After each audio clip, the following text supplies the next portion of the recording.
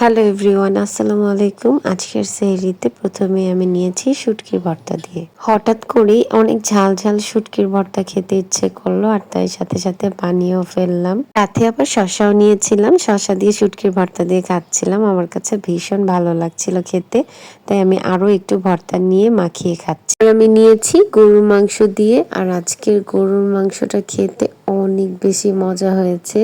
আজকের গরুর মাংসটা একেবারে ভুনাও করিনি, একেবারে পাতলাও করিনি, আলু দিয়ে রান্না করেছি। খেতে অনেক বেশি মজা হয়েছে।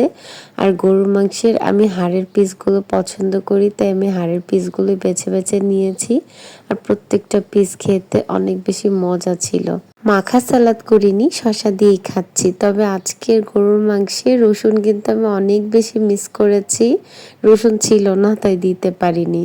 সবশেষে নিয়ে নিলাম ডাল, ডাল দিয়ে গরুর মাংস দিয়ে মাখিয়ে খাচ্ছি। আলহামদুলিল্লাহ, এগুলোই ছিল আমার আজকের সেহরি। সবাই ভালো থাকবেন, সুস্থ থাকবেন। আল্লাহ হাফিজ।